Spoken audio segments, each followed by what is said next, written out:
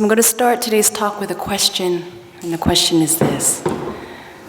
So when I say the word leader, when you hear the word leader, what images come to mind? So for most of us, we picture someone who stands out from the rest, who's taller than the rest of the crowd, or who stands in the front, who has the loudest voice, who wears special clothes, walks ahead of everyone else. Perhaps a conductor holding a baton, perhaps a judge holding a gavel, or a CEO at the head of the table at a meeting, or a coach instructing his or her athletes. But I learned something very interesting. In the spiritual world, leadership has different qualities.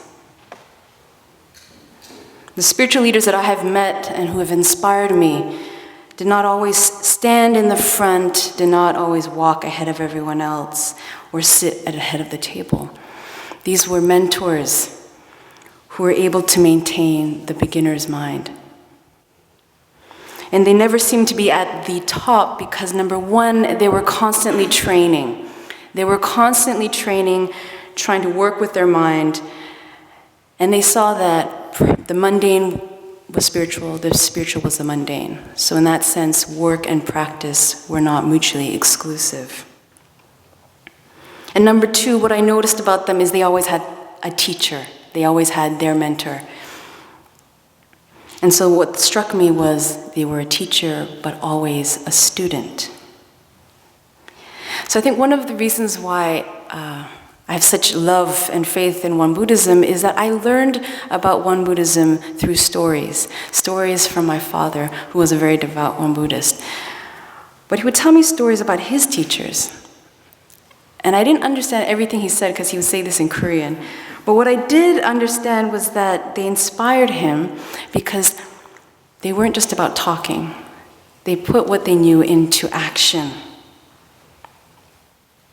So if you were to ask me, well, what's one of the strengths of this tradition? I would say confidently that we are a community of active Buddhas.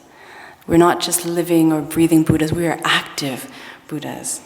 And I see this here at the One Dharma Center. I love coming here. I love meeting the One Dharma Center family. And is Douglas here? I'm not sure if Douglas is here. If he's here, Douglas is somewhere. Probably actively doing his Buddha stuff over at the garden. But when I see Douglas, he's inspiring, and he's an example of what I mean by this active Buddha.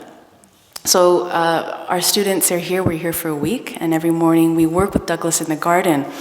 And when I watch him carefully, he's just so happy doing what he does. And because he's so happy, this is contagious. So when I look at the students, I've never seen students so happy picking bugs off the leaves, pulling the garlic, pulling the weeds around the onions. And so I see this in many of our teachers as well. It's like, from the outside, it looks like they're making a huge sacrifice, but they do it with such joy. And so in some ways, to them, it's not a sacrifice. So one time I attended a summer retreat, and I met with a Won Buddhist member. And I asked her, so what is it about Won Buddhism that appeals to you? And then she told me, she said, it's the people.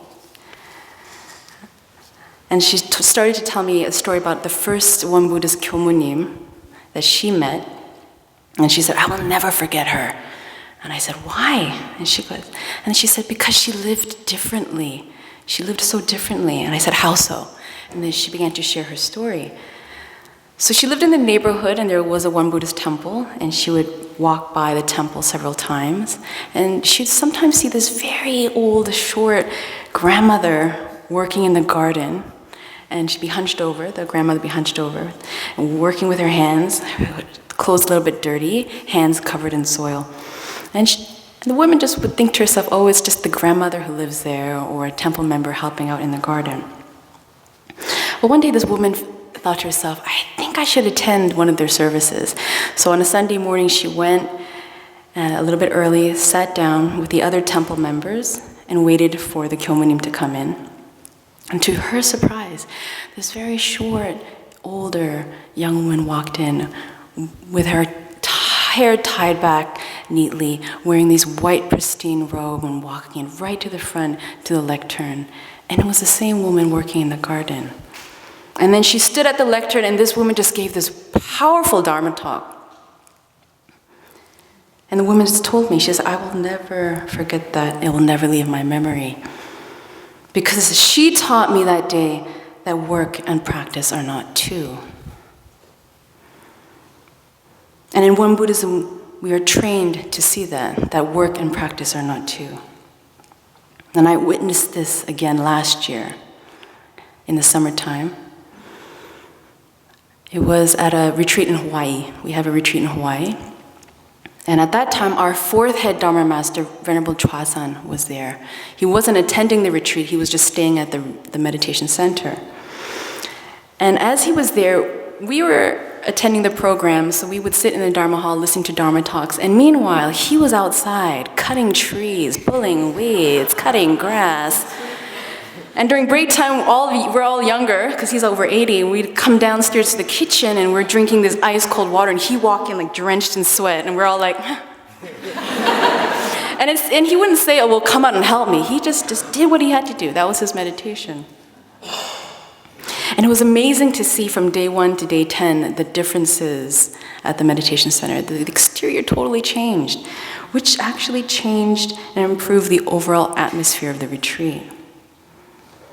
And then the next day, again, similar to the old woman, he sat down with his white robe, he just gave a talk to the locals. So cleaning the exterior of the retreat center was just as important as giving this talk to the group of locals there. So what elders have shown me as I've been in this tradition is that Won Buddhism is a living religion, it's a living tradition, and that when you put the teachings into practice, you are never done. They have taught me that life is a work in progress. Life is a work in progress, and that the path itself is the goal. The path itself. So we say that the world is a living scripture, that every place is a training ground. And so when you see, when I meet the teachers in Korea, they're just like, they look like my grandfather, they look like my grandmother.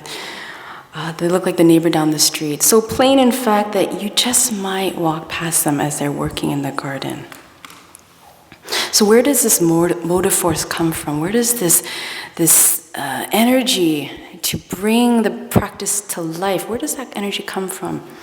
And I really feel that it comes not just from a deep spiritual vow, but for them, a great connection with a teacher. What I've noticed with not just Won Buddhist teachers, but teachers in general, is that they also have a mentor, they also have a teacher. For those of you who've heard the story of our founding master of Won Buddhism, Sotaesan, he didn't have a formal teacher.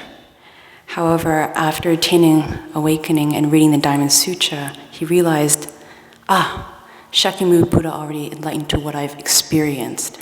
I will take him as my original guide. And that was very shocking to me. It was acknowledging that someone else had already awakened to what I've experienced, but also it was saying that I'm a teacher, I'm also a student. And then I started noticing this similar pattern with other teachers in Won Buddhism, is that they would acknowledge the teachers before them.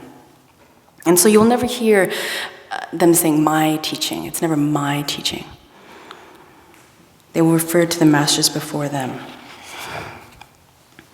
And becoming one with this vision doesn't mean feeling some sort of obligation or duty, but it comes from a deep place of gratitude. Gratitude for teachers who provide this clear, logical, practical, and scientific path to help us live a more meaningful and happy life. They become our spiritual parents to guide us in the right direction, to take responsibility for our well-being.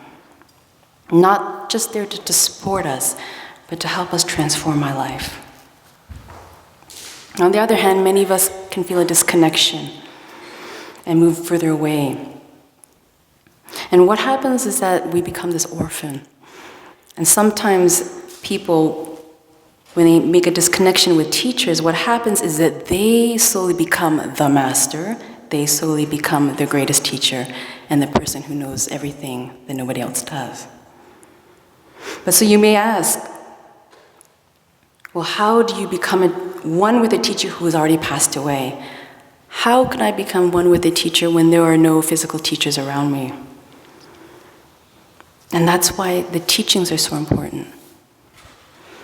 And I'm not just, you might have many, many teachings around you. Buddhism, Confucianism, Christianity, all around you. These are all jewels. And so for myself, because I've been connected with One Buddhism, the scriptures to me, when I read it, I feel the teacher's spirit in the words. Because when he was formulating the teachings, he spent many endless nights, sleepless nights, trying to express something that actually is inexpressible and trying to make it relevant. So his physical existence may not be here, but the spirit is there in the teachings. And what's most important, and I think even Master Sotasan would emphasize this, he says, don't just memorize the text. Now you test it out in your life. You take line by line and you apply it, and you question it, you inquire it, you don't just accept it. If you just accept it, it doesn't become your teaching, it's just my teaching.